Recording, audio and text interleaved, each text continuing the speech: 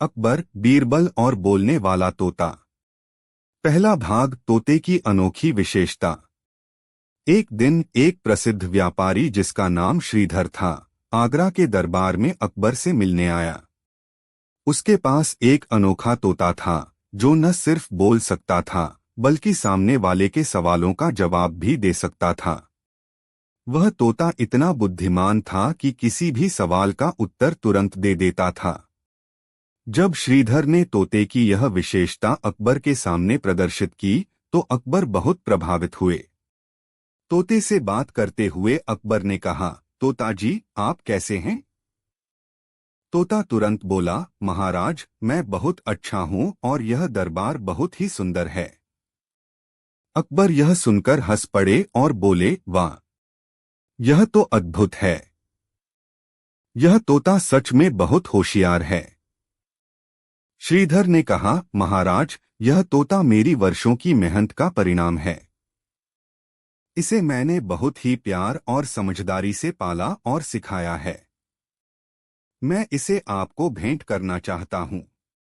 अकबर ने खुश होकर तोते को स्वीकार कर लिया और उसे राजमहल में रख दिया। तोता अकबर के पास हर समय रहता और उससे बातें करता।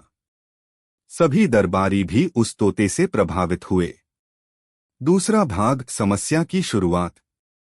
कुछ हफ्ते बाद अचानक एक दिन वह तोता चुप हो गया। उसने न तो किसी के सवाल का जवाब दिया और न ही किसी से बात की।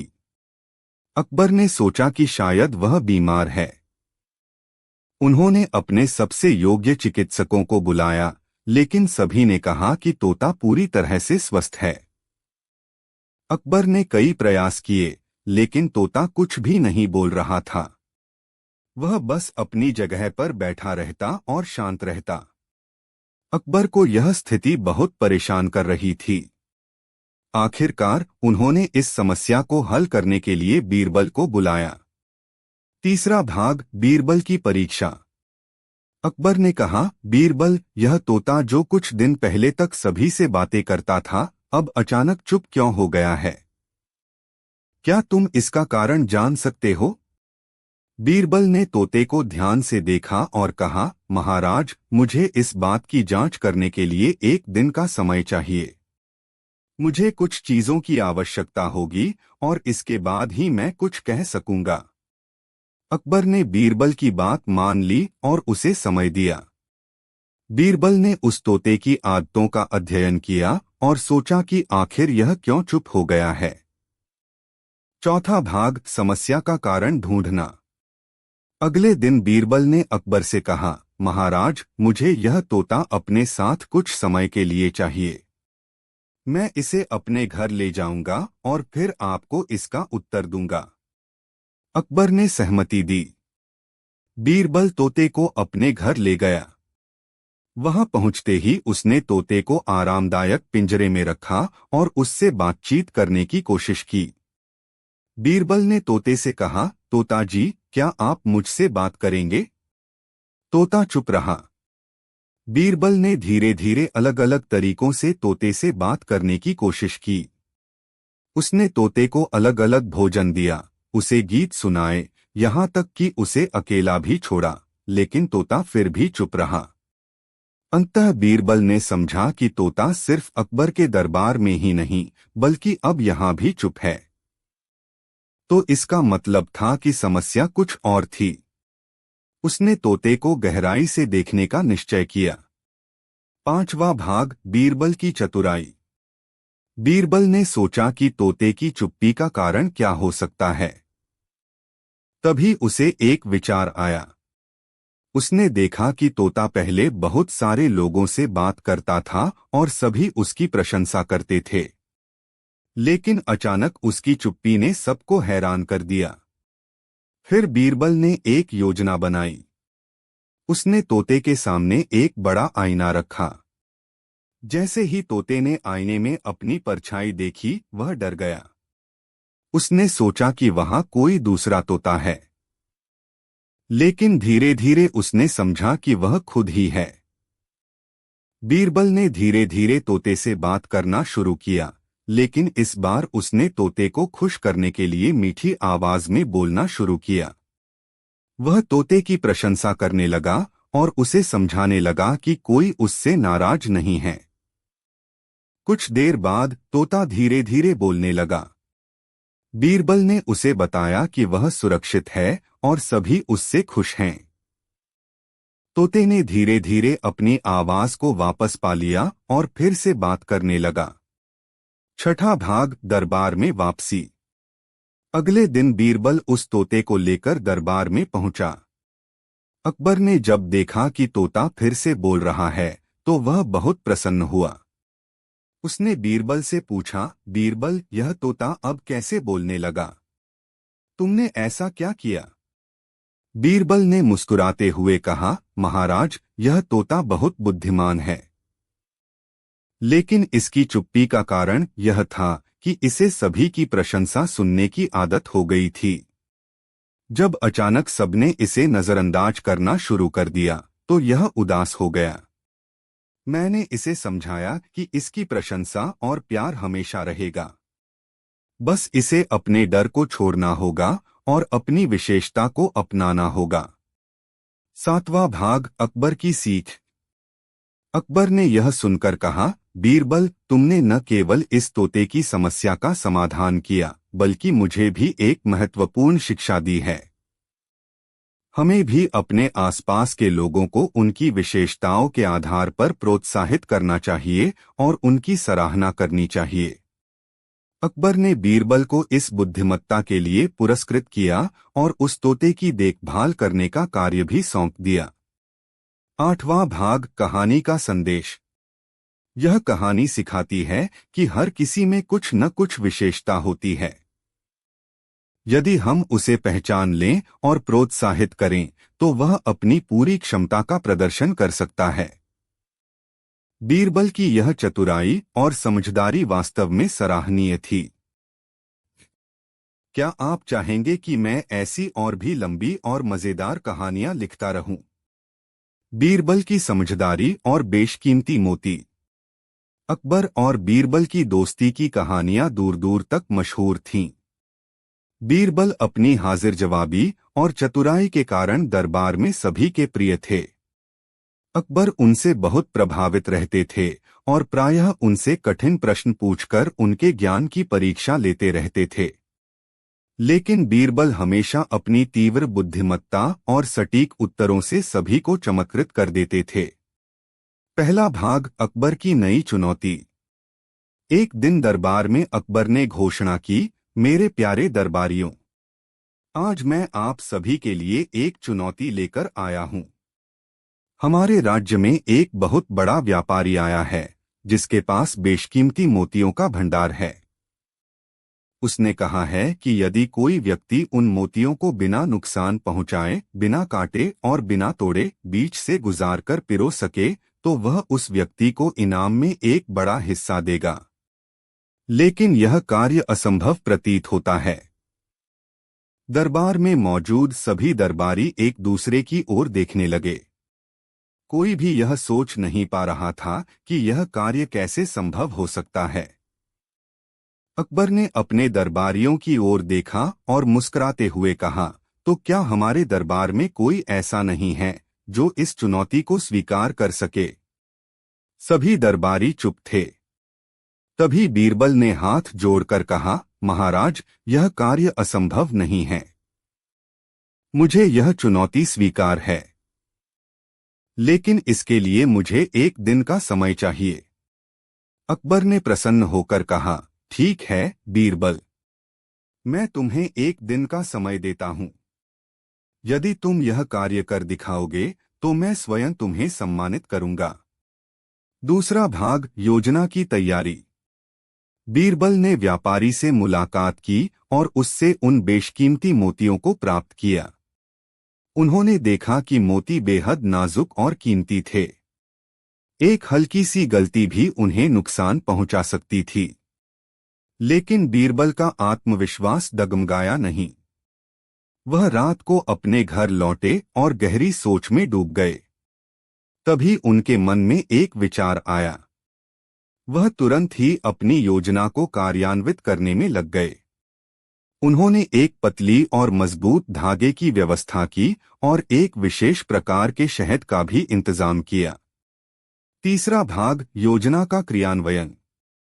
अगली सुबह बीरबल दरबार में पहुंचे। उनके हाथ में एक छोटा सा डिब्बा था। सभी दरबारी और स्वयं अकबर उत्सुकता से देख रहे थे कि बीरबल यह कार्य किस प्रकार पूरा करेगा। बीरबल ने सभी के सामने मोतियों को निकाला और कहा, महाराज, मैं आपको यह कार्य करके दिखाऊंगा। उन्होंने पहले धागे को शहद में अच्छी तरह भिगोया और फिर उसे चींटियों के एक समूह के पास रख दिया।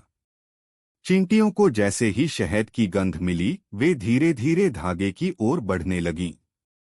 फिर बीरबल ने मोतियों को एक सीधी रेखा में रख दिया और धागे को उनके एक छोर से लगाकर चींटियों के समूह की ओर खींच दिया। चींटियां धागे के साथ साथ आगे बढ़ती रहीं और एक एक करके सभी मोतियों के बीच से निकल गईं। थोड़ी ही देर में धागा सभी मोतियों के बीच से गुजर चुका था। सभी दरबारी और स्वयं अकबर यह चमत्कारी दृश्य देखकर दंग रह गए। चौथा भाग, अकबर की प्रशंसा। अकबर ने ताली बजाते हुए कहा, बीरबल, तुमने एक बार फिर साबित कर दिया कि तुम्हारी बुद्धिमत्ता और सूझबूझ का कोई मुकाबला नहीं।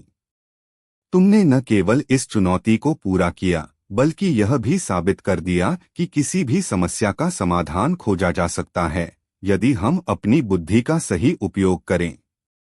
व्यापारी भी अत्यंत प्रभावित हुआ और उसने बीरबल को इनाम में मोतियों का एक बड़ा हिस्सा भेंट किया। लेकिन बीरबल ने वह इनाम स्वीकार करने की बजाय उसे दरबार की तिजोरी में जमा करवा दिया, जिससे राज्य के कल्याण में उसका उपयोग किया जा सके। पांचवा भाग, ज्ञान का संदेश। अकबर ने बीरबल से कहा, बीरबल, तुम्हारी यह समझदारी मुझे एक महत्वपूर्ण शिक्षा देती है। यह बताती है कि किसी भी समस्या का समाधान तभी संभव है जब हम उसे धैर्य और बुद्धिमत्ता से हल करें। तुम्हारा यह कार्य मुझे हमेशा याद रहेगा। बीरबल ने नम्रतापूर्वक उत्तर दिया, महाराज, मेरी केवल एक ही इच्छा है कि मैं हमेशा आपकी सेवा में रहूं और अपने ज्ञान का उपयोग राज्य के कल्याण के लिए कर सकूं। छठा भाग, राज्य में प्रसन्नता। बीरबल की इस उपलब्धि के बाद दरबार में उसकी प्रसिद्धि और भी बढ़ गई। लोग दूर दूर से उसकी बुद्धिमत्ता की प्रशंसा करने आने लगे। दरबार में उसके प्रति सभी का आदर और सम्मान बढ़ता गया। अकबर ने बीरबल की इस समझदारी को राज्य के सभी अधिकारियों के सामने एक उदाहरण के रूप में प्रस्तुत किया। उन्होंने कहा, हम सभी को बीरबल से यह सीखना चाहिए कि किसी भी समस्या का सामना करने के लिए धैर्य, बुद्धिमत्ता और सरलता का होना अत्यंत आवश्यक है। यदि हम इन गुणों को अपने जीवन में अपनाएं, तो हम कभी असफल नहीं होंगे। सातवां भाग, कहानी का संदेश। बीरबल की इस कहानी ने यह सिद्ध कर दिया कि जीवन में किसी भी समस्या का हल हो सकता है, यदि हम उसे सही दृष्टिकोण से देखें। कभी कभी कठिनाइयां हमें चुनौती देने के लिए नहीं, बल्कि हमें मजबूत और समझदार बनाने के लिए आती हैं। अकबर और बीरबल की यह कहानी सिर्फ मनोरंजन नहीं, बल्कि एक प्रेरणा का स्रोत भी है। यह सिखाती है कि किसी भी कार्य में सफलता पाने के लिए हमें अपने दिमाग का सही उपयोग करना चाहिए और किसी भी समस्या का सामना धैर्य और समझदारी से करना चाहिए। अंत में अकबर और बीरबल की यह कहानी यह संदेश देती है कि सच्ची बुद्धिमत्ता वही है जो केवल ज्ञान नहीं, बल्कि उसे सही तरीके से प्रयोग करने की क्षमता भी देती है। क्या आपको यह कहानी पसंद आई? क्या आप चाहेंगे कि मैं ऐसी ही और भी लंबी और मजेदार कहानियां लिखूं? अकबर और बीरबल का रहस्यमय खजाना। इतिहास की उन सुनहरी पंक्तियों में अकबर बीरबल की कहानियां हमेशा से रस, ज्ञान और हंसी के संगम के रूप में प्रसिद्ध रही हैं। आज हम एक ऐसी ही कहानी प्रस्तुत कर रहे हैं, जिसमें सम्राट अकबर, उनके प्रिय मंत्री बीरबल और एक रहस्यमय खजाने की खोज की रोमांचक दास्तां है। यह कहानी न केवल मनोरंजन से भरपूर है, बल्कि उसमें जीवन के गहरे सत्य, न्याय और बुद्धिमत्ता की झलक भी देखने को मिलती है। प्रथम अध्याय, दरबार की धूम। एक सुनहरे मौसम की सुबह, जब सूरज की पहली किरणें अकबर के विशाल महल की चबूतरों पर पड़ रही थीं, दरबार में हलचल मची हुई थी। सम्राट अकबर ने अपने दरबार में एक नया आयोजन करने का निर्णय लिया था, एक ऐसा समारोह जिसमें सभी वर्गों के लोग आएंगे और ज्ञान के आदान प्रदान का आनंद लेंगे। दरबार में प्रमुख नवरत्न, विद्वान, योद्धा, व्यापारी और आम जनता उत्साह से शामिल होने के लिए तैयार थे। दरबार की सजावट रंग बिरंगे फुलझड़ियों, झूमर और दीपों से की गई थी। साम्राज्य भर से आए कलाकार, कथाकार और संगीतकार महल में अपनी कला का प्रदर्शन करने लगे। इस अवसर पर अकबर ने बीरबल से कहा, बीरबल, आज के इस समारोह में मुझे कुछ ऐसा अद्भुत आयोजन प्रस्तुत करो जिससे मेरे दरबार में विद्या, हंसी और मनोरंजन का संगम हो। बीरबल मुस्कुराए और बोले, महाराज, आज मैं आपको एक ऐसी कहानी सुनाऊंगा जिसका हर मोड़ ज्ञान की नई किरण लेकर आएगा। दूसरा अध्याय, रहस्यमयी संदेश। तभी दरबार के एक कोने में से एक प्राचीन पत्र मिला, जिस पर रुद्राक्ष से बनी मुहर लगी हुई थी। पत्र को पढ़ते ही दरबार में सन्नाटा छा गया। पत्र में लिखा था, जिन्हें सत्य की खोज है, वे इस धरती के छुपे खजाने की ओर अग्रसर हों। रहस्य तो छुपा है उन प्रश्नों के उत्तर में, जिन्हें हल करने में बुद्धिमत्ता का परिचय मिले। इस संदेश से अकबर का मन अचंभित हो उठा। उन्होंने तुरंत ही घोषणा की, आज से हम उस रहस्यमयी खजाने की खोज शुरू करते हैं, जिसके उत्तर में हमारे राज्य की समृद्धि छिपी है। दरबार में मौजूद सभी विद्वानों और योद्धाओं ने उत्सुकता से एक दूसरे की ओर देखा। कोई समझ नहीं पा रहा था कि यह संदेश किस दिशा में संकेत कर रहा है। बीरबल ने शांत स्वर में कहा, महाराज, यह संदेश न केवल एक खजाने की ओर संकेत करता है, बल्कि यह हमें जीवन में सत्य, न्याय और बुद्धिमत्ता के महत्व की ओर भी इंगित करता है। हमें इस रहस्य को सुलझाने के लिए मिलजुल कर प्रयास करना होगा। तीसरा अध्याय, पहला संकेत। अकबर ने तुरंत ही अपनी सेना के प्रमुख से आदेश दिया कि वह राजमहल के प्राचीन भंडार में मौजूद पुराने दस्तावेजों और मानचित्रों की जांच करे। कुछ ही दिनों में दस्तावेजों में एक पुराना मानचित्र प्राप्त हुआ, जिस पर एक रहस्यमय चिन्ह अंकित था। मानचित्र में दिखाया गया था कि खजाने का स्थान एक ऐसे वन में है, जहां रात में चांदनी बिखरती है और दिन में सूरज की तेज रोशनी में अनदेखे रहस्य समाहित होते हैं। अकबर ने कहा, इस मानचित्र के आधार पर हमें उस वन की ओर प्रस्थान करना होगा। हमें यह जानना है कि खजाना असल में किस प्रकार का संदेश देता है। बीरबल ने कहा, महाराज, खजाना भौतिक वस्तुओं का नहीं है, बल्कि वह ज्ञान और सत्य का प्रतीक है, जिसे पाने के लिए हमें अपने मन के द्वार खोलने होंगे। इस प्रकार अकबर ने अपने विश्वासघात मुक्त मंत्री बीरबल को मुख्य मार्गदर्शक नियुक्त किया और स्वयं भी इस अभियान में शामिल होने का निर्णय लिया। साथ ही अनुभवी योद्धा, विद्वान और कुछ चुने हुए दरबार के सदस्य भी उनके साथ निकल पड़े। चौथा अध्याय, वन में यात्रा। अकबर और बीरबल की अगुवाई में एक बड़ी टोली वन की ओर निकल पड़ी। वन में प्रवेश करते ही वातावरण बदल गया। ऊंचे बुजुर्ग पेड़ों की छाया, मधुर चिड़ियों की चहचहाहट और हल्की फुसफुसाहट में प्रकृति की अद्भुत रचनात्मकता झलक रही थी। लेकिन इसी वन में कई रहस्य और चुनौतियां भी छिपी हुई थीं।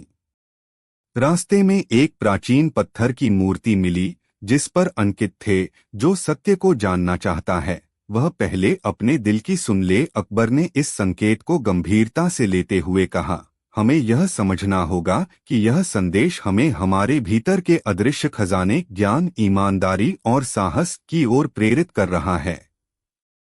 बीरबल ने आगे कहा, महाराज, अक्सर बाहरी संसार में छुपे रहस्य हमारे अंदर के संसार के प्रतिबिंब होते हैं। हमें अपने मन के द्वार खोलने होंगे ताकि हम इस संदेश को समझ सकें। यह सुनकर सभी सदस्यों ने भी मन में गहन चिंतन करना शुरू कर दिया।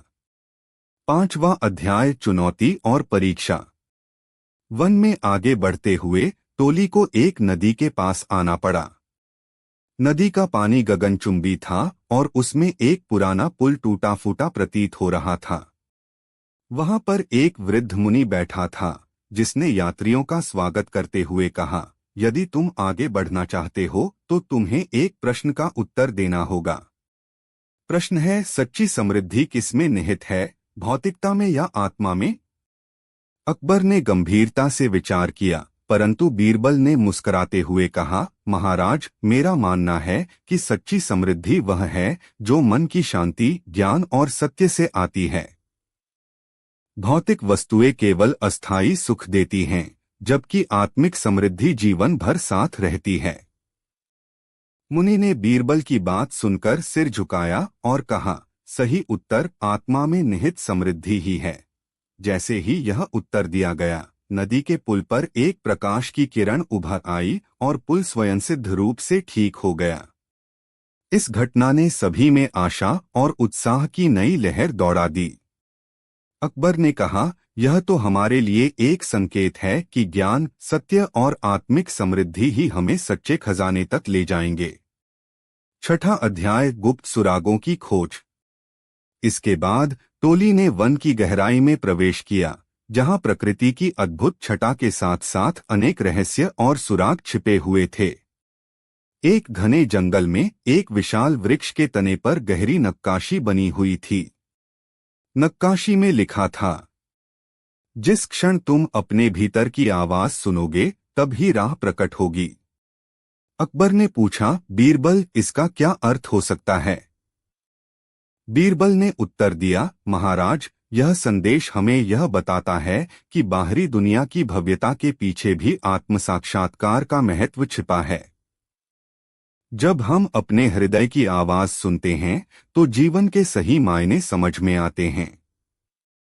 इस संदेश से प्रेरित होकर टोली ने प्रत्येक सुराग को ध्यान से समझा। कई बार उन्हें उन प्रश्नों का सामना करना पड़ा जिनके उत्तर केवल अंतर आत्मा की गहराई में ही मिलते थे। एक बार एक छोटे से कूप के पास एक धूप की किरण ने संकेत दिया कि धैर्य ही सफलता की कुंजी है। एक अन्य स्थान पर एक पत्थर पर उकेरा हुआ शब्द सत्य बार बार दोहराया जा रहा था। हर एक सुराग ने यह सिद्ध किया कि सच्चा खजाना केवल भौतिक नहीं है, बल्कि वह ज्ञान, सत्य और आत्मिक समृद्धि का प्रतीक है। बीरबल ने कहा, जब हम इन संकेतों को समझते हैं तो हम जानते हैं कि खजाना हमारे भीतर ही छुपा है। 7वां अध्याय, अंतर्निहित ज्ञान की अनुभूति। आखिरकार लंबे सफर और अनेक चुनौतियों के बाद अकबर और उनकी टोली एक प्राचीन मंदिर के पास पहुंच गई। मंदिर के द्वार पर एक बड़ी पत्थर की मूर्ति थी, जिसके दोनों हाथ में प्रकाश की किरणें बिखरी हुई थीं। मूर्ति के नयन भव्यता का प्रतीक थे। मंदिर के प्रांगण में एक शांति का माहौल था। अकबर ने कहा, यह स्थान तो जैसे हमारे खजाने का अंतिम सुराग हो। यहाँ आए बिना हम इस रहस्यमयी यात्रा को पूरा नहीं कर सकते। बीरबल ने मुस्कुराते हुए कहा, महाराज, हमें यह समझना होगा कि यहाँ वास्तविक खजाना हमारे अंदर की आत्मा में निहित है, हमारा ज्ञान, हमारा अनुभव और हमारे द्वारा सीखे गए जीवन के सबक। मंदिर के अंदर प्रवेश करते ही एक चमकदार प्रकाश ने सभी का स्वागत किया। दीवारों पर उकेरे गए शब्द सत्य, ज्ञान और धैर्य मन को स्पर्श करने वाले थे। अकबर ने एक पल के लिए चुप्पी साध ली और महसूस किया कि अब वह उस खजाने से रूबरू हो चुके हैं जो सदियों से छुपा हुआ था। दरबार में बीरबल की बुद्धिमत्ता और साहस की गूंज थी। उन्होंने कहा, महाराज, यह यात्रा हमें यह सिखा गई है कि बाहरी दुनिया के साथ साथ हमारी अंतरात्मा भी उतनी ही महत्वपूर्ण है।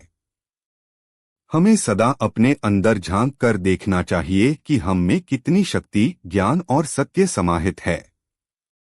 8वां अध्याय, समाधान और संदेश। इस अद्भुत अनुभव के बाद अकबर ने वापस राजमहल में आने का निर्णय किया। उनके चेहरे पर एक नई चमक थी, एक ऐसी चमक जो केवल आत्मसाक्षात्कार और सच्चे ज्ञान से आती है। दरबार में लौटने पर समस्त राज्य के विद्वान, योद्धा और आम जनता ने उन्हें स्वागत किया। अकबर ने अपने दरबार में घोषणा की, आज हमने एक ऐसा खजाना पाया है जो भौतिक धन दौलत से परे है। यह खजाना ज्ञान, सत्य और आत्मिक समृद्धि का प्रतीक है। उन्होंने आगे कहा, हमारा उद्देश्य अब यह होना चाहिए कि हम अपने अंदर के इस खजाने को जागृत करें, ताकि हमारा राज्य न केवल भौतिक रूप से समृद्ध हो, बल्कि आत्मिक और नैतिक दृष्टि से भी उन्नत हो। बीरबल ने इस घोषणा पर हंसते हुए कहा, महाराज, आपने सही कहा। सच्चा खजाना वह है जो हमारे दिल और दिमाग में निहित है। जब हम स्वयं को समझेंगे, तभी हम समाज में सही परिवर्तन ला सकते हैं। 9वां अध्याय, परिवर्तन का संकल्प। इस घटना के पश्चात अकबर ने एक नया नियम लागू किया। दरबार में हर सप्ताह एक सत्र आयोजित किया जाने लगा, जिसमें सभी वर्गों के लोग अपने अनुभव, ज्ञान और सीख साझा करते थे। यह सत्र आत्मसाक्षात्कार सभा के नाम से प्रसिद्ध हुआ। सभा में बीरबल ने न केवल मनोरंजक कहानियां सुनाईं, बल्कि लोगों को उनके अंदर छिपी क्षमताओं और गुणों का बोध भी कराया।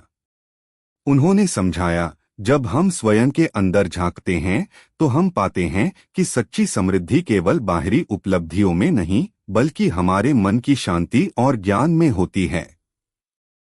अकबर ने भी इस सभा में भाग लेते हुए कहा, मेरे प्रिय साथी, आज से हमारा लक्ष्य यही रहेगा कि हम अपने समाज में ज्ञान, सत्य और आत्मिक समृद्धि का संदेश फैलाएं। यह संदेश केवल हमारे राज्य की उन्नति नहीं, बल्कि संपूर्ण मानवता के कल्याण का मार्ग भी प्रशस्त करेगा। इस प्रकार राज्य में एक नई चेतना का संचार हुआ। लोगों ने न केवल बाहरी धन दौलत की खोज छोड़ी, बल्कि अपने अंदर की शक्ति और ज्ञान को पहचानना शुरू किया। समाज में नैतिकता, सहिष्णुता और सत्य का आदान प्रदान होने लगा, जिससे राज्य में एक नया उजाला फैल गया। 10वां अध्याय, कहानी का सार और प्रेरणा। अकबर और बीरबल की इस यात्रा ने यह सिद्ध कर दिया कि जीवन में वास्तविक खजाना बाहरी वस्तुओं में नहीं, बल्कि हमारे अंदर छिपी आत्मा, ज्ञान और अनुभव में निहित है। जब हम अपने भीतर झांकते हैं तो हमें यह एहसास होता है कि सच्चा धन वही है जो हमें हमारी गलतियों से सीख, अनुभवों से समृद्धि और सत्य से प्रबुद्ध करता है। अकबर ने कहा, बीरबल, इस यात्रा ने हमें एक अमूल्य सीख दी है कि सच्चा खजाना वह है जो हमारे हृदय में बसा है, और उसे जागृत करने के लिए हमें बाहरी संसाधनों की अपेक्षा अपने अंदर की क्षमताओं पर ध्यान देना होगा। बीरबल ने उत्तर दिया, महाराज, यही तो जीवन का सार है। जब हम ज्ञान, सत्य और धैर्य को अपनाते हैं तो हमारा जीवन स्वयं एक सुंदर कथा बन जाता है, जिसे आने वाली पीढ़ियां याद करेंगी। उपसंहार। समय के साथ अकबर बीरबल के इस अनुभव की कथा पूरे साम्राज्य में फैल गई। लोग उस घटना को सुनते और सुनाते रहे और उससे प्रेरणा लेकर अपने जीवन में परिवर्तन लाने लगे। राज्य में आत्मसाक्षात्कार सभा की परंपरा स्थापित हो गई, जहां हर व्यक्ति, चाहे वह किसी भी वर्ग से हो, अपने अनुभव साझा करता और दूसरों से सीखता। इस सभा ने न केवल राज्य में नैतिकता और ज्ञान का संचार किया, बल्कि समाज में एक गहरा परिवर्तन भी लाया। अकबर ने बीरबल से कहा, मेरे मित्र, तुम्हारी बुद्धिमत्ता और हमारे अनुभव ने मुझे सिखा दिया कि सच्चे खजाने की खोज केवल बाहर नहीं, बल्कि हमारे अंदर भी होती है। हमें यह संदेश सभी तक पहुंचाना चाहिए। बीरबल ने विनम्रता से सिर झुकाकर कहा, महाराज, आज हमने यह समझ लिया है कि सच्चा धन वह है जो हमारे अंदर की चेतना, अनुभव और ज्ञान में निहित है।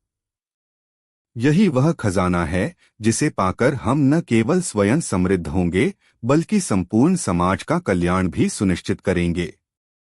इस प्रकार अकबर बीरबल का यह अनूठा अनुभव आज भी लोगों के मन में प्रेरणा का स्रोत बना हुआ है। उनकी यह कहानी हमें यह संदेश देती है कि जीवन में सच्चा खजाना बाहरी उपलब्धियों में नहीं, बल्कि हमारे अंदर छुपी बुद्धिमत्ता, सत्यनिष्ठा और धैर्य में निहित है। जब हम अपने अंदर की आवाज सुनते हैं, तो हम पाते हैं कि असली समृद्धि वही है जो आत्मा के प्रकाश से जगमगाती है। समाज में परिवर्तन तभी संभव है जब हम अपने अंदर के इस अमूल्य खजाने को पहचानें और उसे विकसित करें। समापन। अंत में यह कहानी हमें याद दिलाती है कि ज्ञान, सत्य और धैर्य का संगम ही जीवन का असली उद्देश्य है। अकबर के दरबार में बीरबल की सूझबूझ और उनकी अनगिनत कहानियों ने यह प्रमाणित किया कि जब हम अपने अंदर के खजाने को उजागर करते हैं, तो न केवल हमारा व्यक्तिगत जीवन समृद्ध होता है, बल्कि समाज में भी सकारात्मक परिवर्तन की लहर दौड़ जाती है। आज जब हम अकबर बीरबल की कहानियां सुनते हैं, तो हमें न केवल मनोरंजन मिलता है, बल्कि यह हमें प्रेरित भी करता है कि हम अपने अंदर छुपे ज्ञान, सत्य और अनुभवों को पहचानें और उन्हें साझा करें। इस यात्रा की यादगार सीख यह है कि सच्चा धन बाहरी समृद्धि में नहीं, बल्कि हमारे हृदय में छिपे आत्मिक प्रकाश में होता है, वह प्रकाश जो हमें हर अंधेरे से लड़ने और जीवन के हर संघर्ष को पार करने की शक्ति देता है।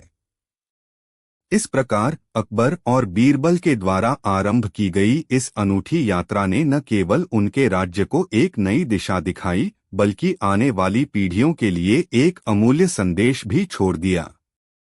ज्ञान, सत्य और धैर्य के संगम से ही जीवन में असली समृद्धि संभव है। यह थी अकबर बीरबल की उस अद्भुत कहानी का विस्तृत वर्णन, जिसमें एक रहस्यमयी संदेश से लेकर अंतर्निहित ज्ञान की अनुभूति तक की पूरी यात्रा का चित्रण किया गया है। आशा है कि यह कथा आपके मन में नई प्रेरणा और जागरूकता का संचार करेगी और हम सभी मिलकर अपने अंदर छुपे असली खजाने ज्ञान, सत्य और धैर्य को पहचानकर एक समृद्ध और सच्चे समाज का निर्माण कर सकेंगे। बोलने वाला तोता। आधुनिक काल से कई सदियां पहले भारत के महान सम्राट अकबर के दरबार में अनेक चमत्कारिक घटनाएं घटित होती रहती थीं। उन दिनों जहां न्याय और बुद्धिमत्ता का सामंजस्य था, वहीं अद्भुत किस्से भी सुनने को मिलते थे। ऐसी ही एक अनोखी घटना तब घटित हुई जब दरबार में एक बोलता हुआ तोता आया, जिसने सबको चकित कर दिया। इस कहानी में न सिर्फ दरबार का मनोरंजन हुआ, बल्कि यह सबक भी सिखाया गया कि सत्य और बुद्धिमत्ता हमेशा ऊंची उड़ान भरती है। एक दिन अकबर अपने विशाल दरबार में बैठे थे। दरबार में नवरत्नों के साथ साथ विभिन्न विद्वान, सैनिक और आम लोग भी उपस्थित थे। इसी समय दरबार में एक रहस्यमयी व्यक्ति आया, जिसके साथ एक अनोखा तोता था।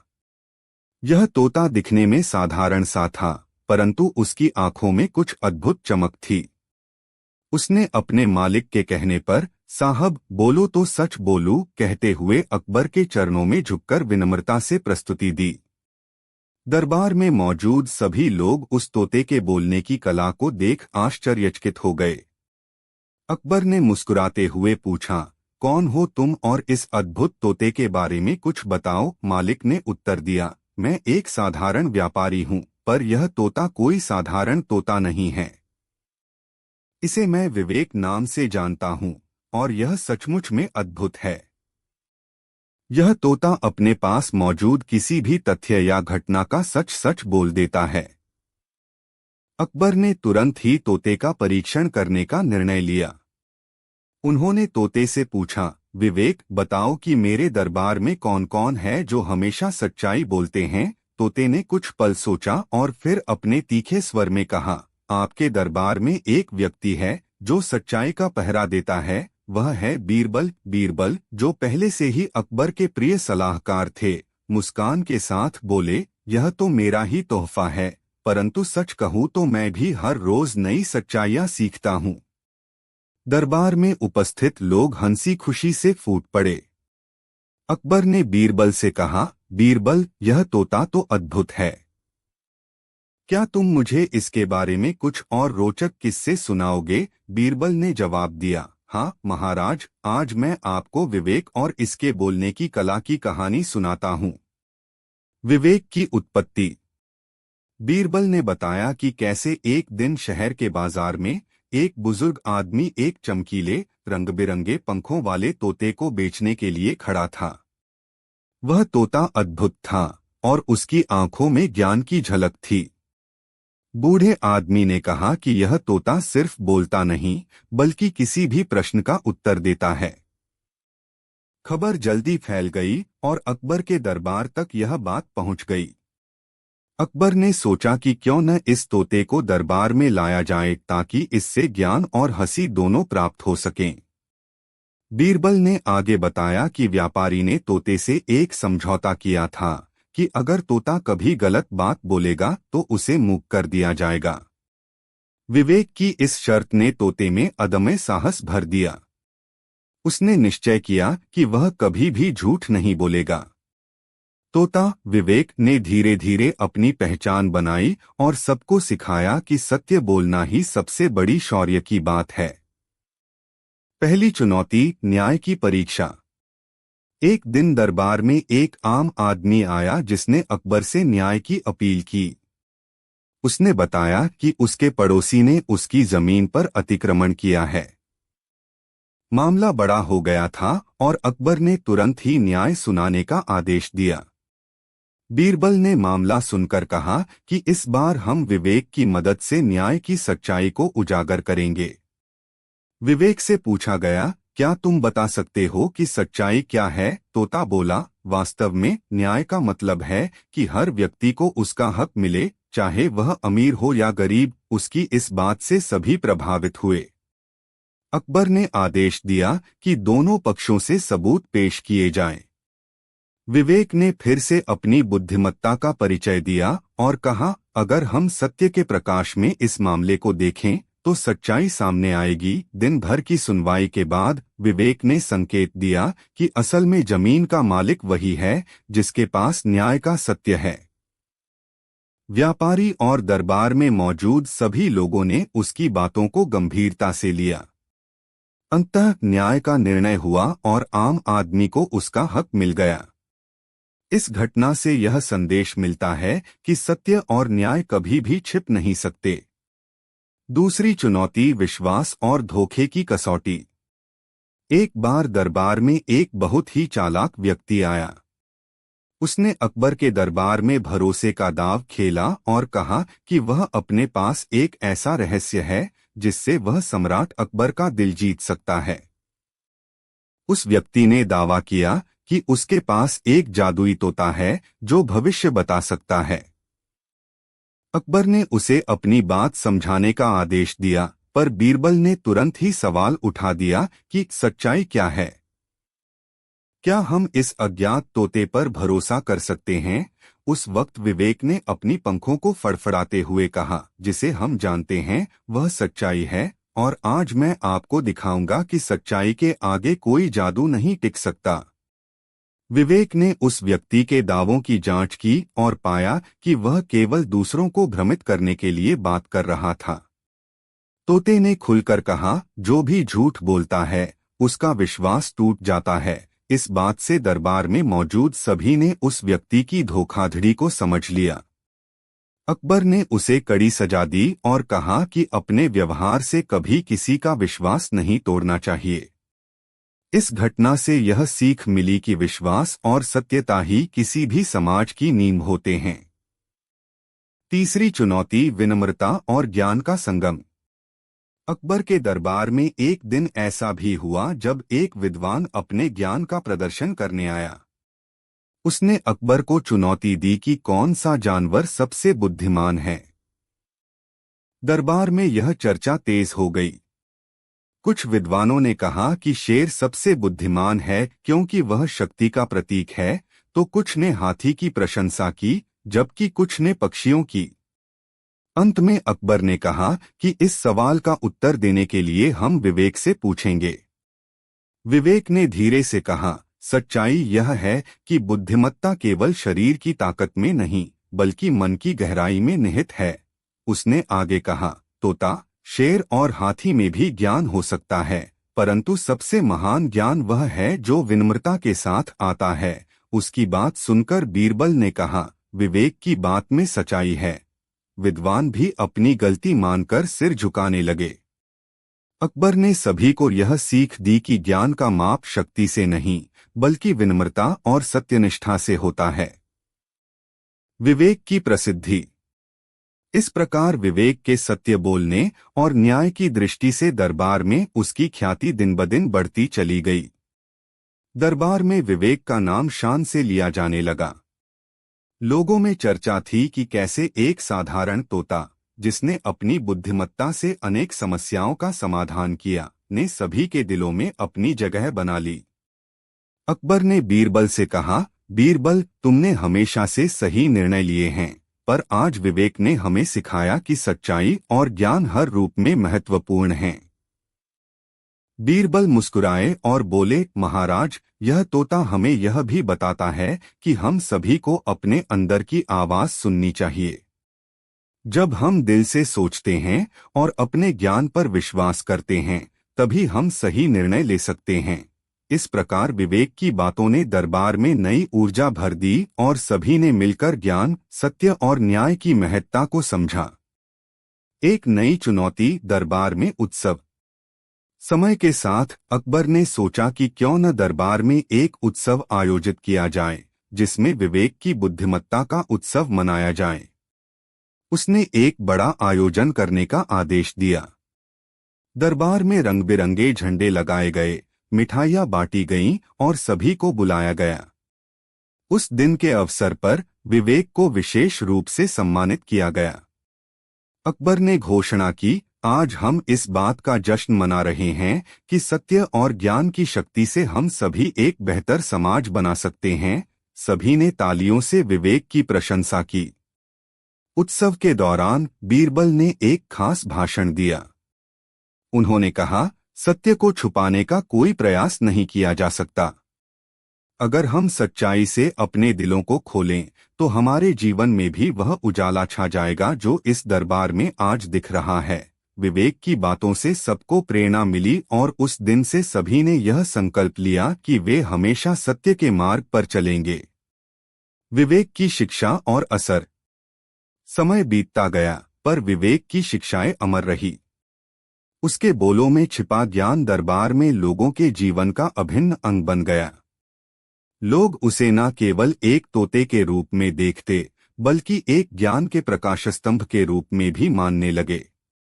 विवेक ने कई बार दरबार में यह संदेश दिया कि सच्चाई चाहे जितनी भी कठोर क्यों न हो, अंततः वह जीत ही जाती है। एक बार ऐसा भी हुआ कि दरबार में एक महत्वपूर्ण निर्णय लेना था, जहां कई विद्वान और अधिकारी अपने अपने विचार लेकर आए थे। मतभेद इतने गहरे थे कि समाधान कहीं न दिखाई दे रहा था। तब अकबर ने निवेदन किया कि बीरबल से सलाह ली जाए। बीरबल ने दरबार में खामोशी छा दी और बोले, महाराज, इस बार हम विवेक की बातों को सुनते हैं। विवेक ने गंभीर स्वर में कहा, जब भी हम अपने दिल की सुनते हैं, तो हमें अपने अंदर छुपे सत्य का पता चलता है। यदि आप सच्चाई के पथ पर अडिग रहें, तो समाधान स्वयं आपके सामने प्रकट होगा। उसकी बातों से सभी प्रभावित हुए और धीरे धीरे मतभेद समाप्त हो गए।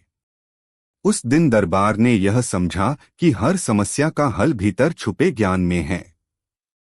इस अनुभव से यह सिद्ध हुआ कि सत्य और विनम्रता की राह पर चलना ही सबसे बड़ा मार्ग है। विवेक और दरबार का भविष्य।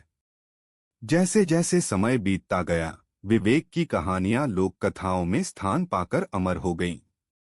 अकबर और बीरबल के दरबार में उसकी उपस्थिति ने लोगों के मन में विश्वास जगाया कि ज्ञान और सत्य हमेशा साथ रहते हैं।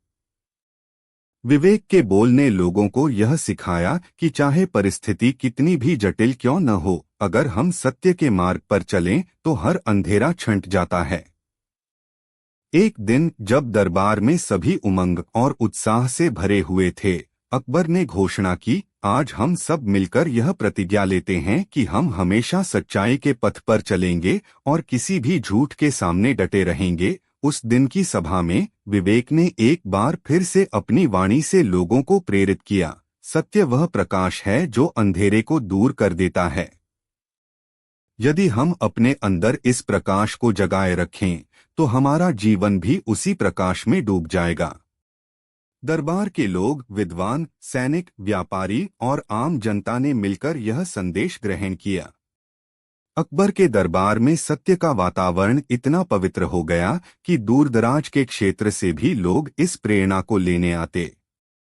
बीरबल ने कहा, यह तोता हमारे लिए केवल एक प्रतीक है, एक ऐसा प्रतीक जो हमें याद दिलाता है कि ज्ञान, सत्य और न्याय के बिना जीवन का कोई मूल्य नहीं। विवेक की बातें समय समय पर दरबार में सुनाई जाती रहीं और उनके शब्दों की गूंज आज भी लोगों के दिलों में जीवित है। अंतिम उपदेश। इस प्रकार बोलने वाला तोता विवेक न केवल अकबर के दरबार का हिस्सा बन गया बल्कि एक आदर्श भी बन गया। उसकी कहानी ने यह सिद्ध कर दिया कि ज्ञान और सत्य का संगम जीवन में सकारात्मक बदलाव ला सकता है। जब भी किसी समस्या का सामना होता, दरबार में यह संदेश दिया जाता, सच्चाई और बुद्धिमत्ता के प्रकाश में ही समाधान छिपा है। विवेक की शिक्षाएं, उसकी निष्पक्षता और उसकी अद्भुत वाणी आज भी हमें यह सिखाती है कि चाहे हम किसी भी परिस्थिति में क्यों न हो, सत्य और ज्ञान का मार्ग ही हमें उजाले की ओर ले जाता है। दरअसल यह कहानी हमें बताती है कि जीवन में कभी भी झूठ का सहारा नहीं लेना चाहिए, क्योंकि झूठ की राह अंततः अंधकार में ले जाती है। विवेक की कहानी हमें यह संदेश भी देती है कि प्रत्येक व्यक्ति में एक अनंत ज्ञान छिपा होता है, जिसे जागृत करने के लिए हमें अपने अंदर की आवाज सुननी चाहिए। जब हम सत्य के साथ खड़े होते हैं तो समाज में भी एक सकारात्मक बदलाव आता है। अकबर के दरबार में विवेक ने न केवल मनोरंजन का स्रोत बने बल्कि लोगों को यह भी सिखाया कि सही निर्णय लेने के लिए ज्ञान, समझदारी और सत्य की आवश्यकता होती है। बीरबल, जो हमेशा अकबर के विचारों का सहारा रहे, ने भी इस अनुभव से सीखा कि कभी-कभी एक साधारण से प्रतीक में भी अपार ज्ञान छुपा होता है। उन्होंने अकबर से कहा, महाराज, यह तोता हमें यह भी याद दिलाता है कि सच्चाई चाहे कितनी भी कठिनाई से सामने आए, उसका अंततः हमेशा जीत होती है। अकबर ने इस बात पर सहमति जताई और कहा, यह तोता हमें अपने अतीत से आगे बढ़कर भविष्य में भी मार्गदर्शन करेगा। इसी संदेश के साथ दरबार में एक नई ऊर्जा का संचार हुआ। विवेक की प्रेरणा से सभी ने यह ठान लिया कि वे हमेशा सत्य के मार्ग पर चलेंगे और समाज में न्याय, समानता और ज्ञान की ज्योति फैलाएंगे। सारांश और प्रेरणा। आज भी जब हम अकबर बीरबल के दरबार की कहानियां सुनते हैं तो हमें विवेक की उस वाणी की गूंज सुनाई देती है, सत्य वह प्रकाश है जो अंधकार को दूर कर देता है। यह कहानी न केवल मनोरंजन के लिए है बल्कि यह हमें यह सिखाती है कि जीवन में सच्चाई और ज्ञान के बिना कोई भी कार्य सफल नहीं हो सकता। चाहे वह न्याय की बात हो, विश्वास की कसौटी हो या ज्ञान का परीक्षण, विवेक ने हमेशा हमें यही संदेश दिया कि हम अपने अंदर के सत्य को पहचानें और उसे आगे बढ़ाएं। आज के समय में भी जब समाज में अनेक चुनौतियां और मतभेद हैं, तो हमें यह समझना चाहिए कि सत्य और ज्ञान के बिना कोई भी समाज स्थायी खुशहाली नहीं पा सकता। अकबर और बीरबल के दरबार की यह कहानी हमें यह प्रेरणा देती है कि अगर हम सच्चाई पर डटे रहें तो समाज में भी एक नई सुबह की शुरुआत हो सकती है। विवेक की कहानी में निहित संदेश यही है कि हर व्यक्ति में असीम क्षमता निहित है, जो तभी जागृत होती है जब वह सत्य के प्रकाश में अपनी पहचान बना लेता है। हमें चाहिए कि हम अपने जीवन में उस सत्य की खोज करें और उसे अपनाएं। तभी हम समाज में उस परिवर्तन को देख पाएंगे जो अंधकार को दूर कर उजाले की ओर ले जाएगा। इस प्रकार बोलने वाला तोता विवेक जिसकी अद्भुत वाणी ने अकबर के दरबार में एक नई क्रांति ला दी, आज भी हमें यह सिखाता है कि ज्ञान और सत्य की राह पर चलकर हम अपने जीवन को सही दिशा में मोड़ सकते हैं। उसकी कहानी एक अमर प्रेरणा है, जो यह बताती है कि हर समस्या का समाधान अंततः सत्य और बुद्धिमत्ता के प्रकाश में ही छिपा होता है। अंत में यह कहानी हमें यह याद दिलाती है कि चाहे जीवन में कितनी भी उलझनें हों, अगर हम दिल से सत्य पर विश्वास करें और अपने ज्ञान को उजागर करें, तो हर अंधेरा छंट जाएगा और हमारा जीवन भी उसी प्रकाश में खिल उठेगा। विवेक का संदेश है, सच्चाई, ज्ञान और न्याय के बिना कोई भी समाज स्थायी नहीं रह सकता। यह संदेश आज भी उतना ही प्रासंगिक है जितना कि उस समय था जब अकबर बीरबल के दरबार में यह कहानी गूंजती थी। और इस प्रकार बोलने वाला तोता विवेक न सिर्फ एक अद्भुत जीव था, बल्कि वह एक प्रेरणा, एक सीख और एक संदेश था, एक ऐसा संदेश जो हमें याद दिलाता है कि जीवन में सत्य का स्थान सर्वोपरि है।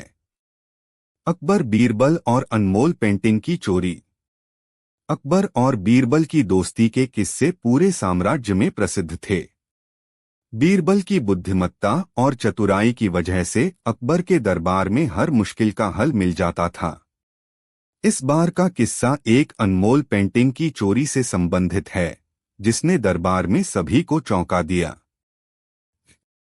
पहला भाग, अनमोल पेंटिंग का रहस्य। अकबर के दरबार में कला और शिल्प को हमेशा सम्मान मिलता था। एक दिन प्रसिद्ध चित्रकार रविकांत ने अकबर के सामने एक अनमोल पेंटिंग प्रस्तुत की। वह पेंटिंग बेहद सुंदर और अद्वितीय थी।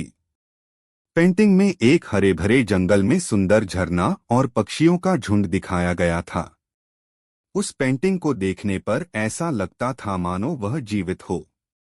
अकबर ने पेंटिंग को देखते ही उसकी सुंदरता की प्रशंसा की और उसे अपने निजी कक्ष में रखने का आदेश दिया। पेंटिंग इतनी अनमोल थी कि उसकी सुरक्षा के लिए 4 पहरेदार भी नियुक्त किए गए। दूसरा भाग, चोरी की घटना। कुछ दिनों बाद एक सुबह जब अकबर अपने कक्ष में गए तो देखा कि वह अनमोल पेंटिंग वहां नहीं थी। यह देखकर वह गुस्से से भर उठे। तुरंत ही पहरेदारों को बुलाया गया और उनसे पूछा गया कि पेंटिंग कहाँ गई। सभी पहरेदारों ने बताया कि वे पूरी रात अपनी जगह पर खड़े रहे और किसी ने भी कक्ष में प्रवेश नहीं किया। अकबर को यह सुनकर और भी क्रोध आया। उन्होंने कहा, यह पेंटिंग तो यहाँ से गायब हो गई है और तुम सब कह रहे हो कि कोई अंदर नहीं आया। यह कैसे संभव है? अकबर ने तुरंत बीरबल को बुलाया और पूरी घटना बताई। उन्होंने कहा, बीरबल, यह मेरी सबसे अनमोल पेंटिंग थी। तुम ही बताओ कि यह कहाँ गई और इसे किसने चुराया। तीसरा भाग, बीरबल की जांच। बीरबल ने मुस्कुराते हुए कहा, महाराज, घबराने की आवश्यकता नहीं है। मुझे कुछ समय दीजिए, मैं इस रहस्य को सुलझा दूंगा। बीरबल ने सबसे पहले पहरेदारों से सवाल पूछना शुरू किया। उन्होंने कहा, तुम चारों ने रात भर पहरा दिया और किसी को अंदर नहीं आने दिया, तो क्या तुम कह सकते हो कि पेंटिंग स्वयं ही गायब हो गई? पहरेदार चुप रहे। उनमें से एक ने कहा, महाराज, हमने किसी को अंदर आते नहीं देखा, लेकिन हमें समझ नहीं आ रहा कि पेंटिंग कैसे गायब हुई। बीरबल ने चारों पहरेदारों को ध्यान से देखा और उनकी आंखों में सच्चाई जांचने की कोशिश की। उसने सोचा कि यदि यह लोग सच बोल रहे हैं तो पेंटिंग को कक्ष से बाहर कैसे निकाला गया। चौथा भाग, दरबारियों से पूछताछ। बीरबल ने दरबार के अन्य सदस्यों से भी पूछताछ की।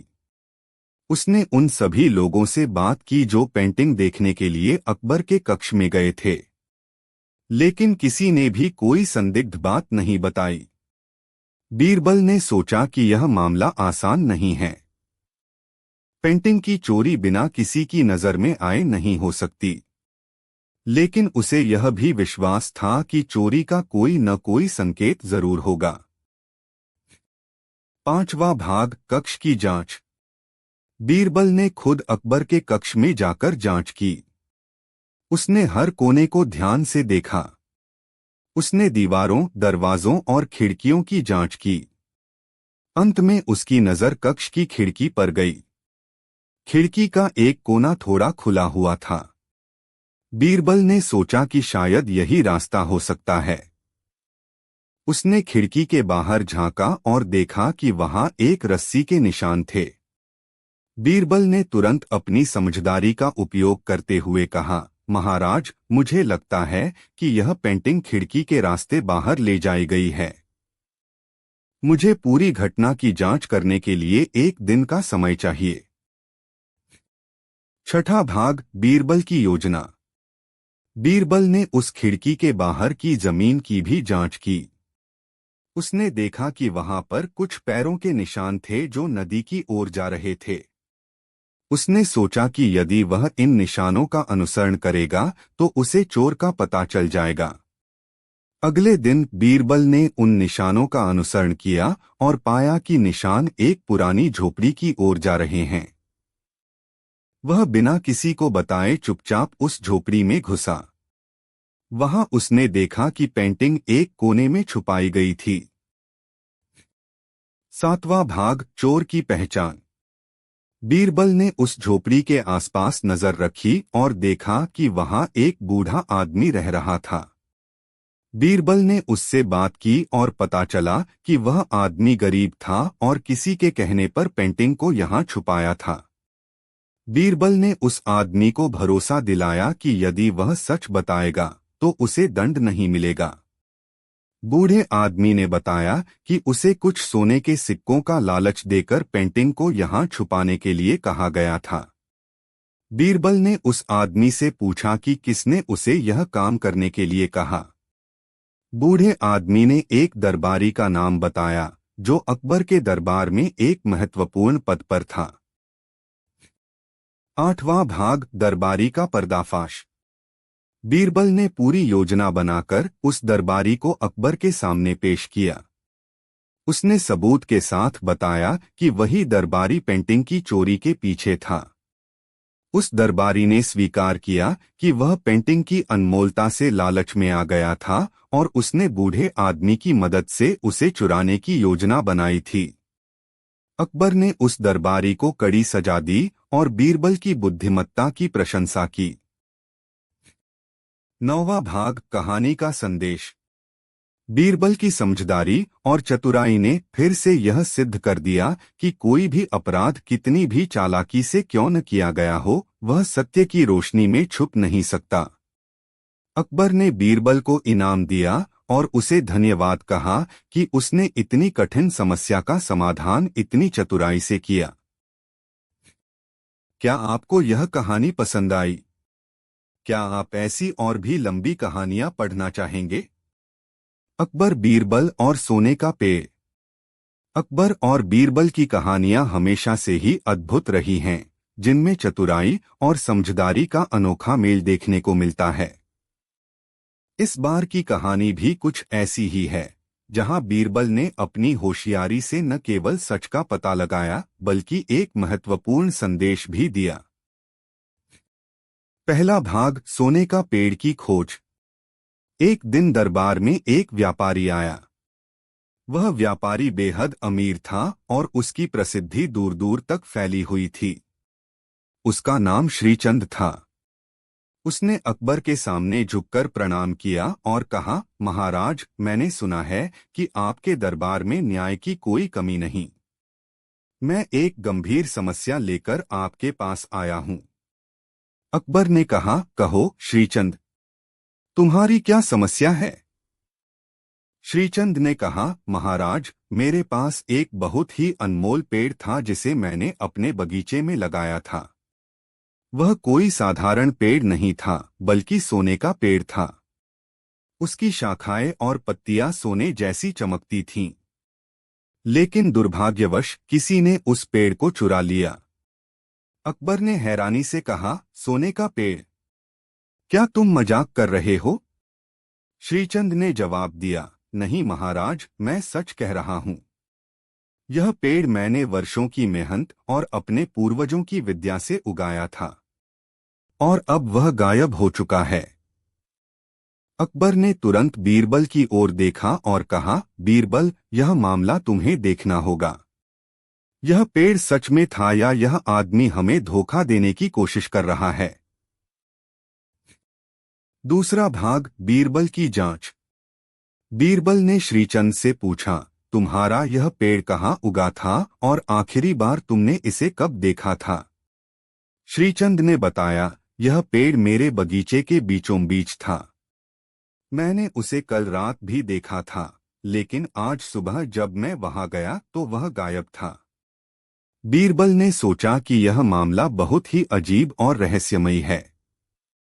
यदि यह पेड़ सच में था, तो इसे चुराना इतना आसान नहीं हो सकता। तीसरा भाग, बगीचे की जांच। बीरबल ने श्रीचंद के बगीचे का निरीक्षण करने का निश्चय किया। वह श्रीचंद के साथ उसके बगीचे में गया। वहां पहुंचकर उसने देखा कि बगीचा बेहद सुंदर और हरा भरा था, लेकिन बीचों बीच एक जगह ऐसी थी जहां की मिट्टी ताजा खुदी हुई प्रतीत हो रही थी।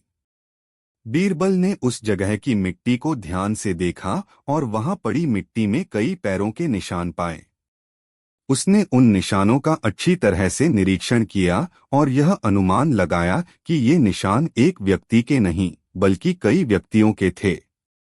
बीरबल ने अपने मन में कहा, यदि यह पेड़ सच में सोने का था तो इसे चुराने के लिए कई लोग लगे होंगे। मुझे इन निशानों का पीछा करना होगा। चौथा भाग, चोरों की तलाश। बीरबल ने उन पैरों के निशानों का अनुसरण करना शुरू किया। वह गांव से बाहर की ओर जा रहे थे। कुछ दूर जाने के बाद उसने देखा कि निशान एक कच्ची सड़क की ओर बढ़ रहे हैं। रास्ते में बीरबल को एक चरवाहा मिला। बीरबल ने उससे पूछा, भाई, क्या तुमने यहां से कुछ अजीब होते हुए देखा है? चरवाहा ने कहा, हाँ जनाब, मैंने रात में कुछ लोगों को इस रास्ते से जाते देखा था। वे कुछ भारी चीज लेकर जा रहे थे और आपस में बात कर रहे थे कि यह सोने का पेड़ कितना अनमोल है। बीरबल ने समझ लिया कि वह सही रास्ते पर है। उसने चरवाहे को इनाम देने का वादा किया और निशानों का पीछा करना जारी रखा।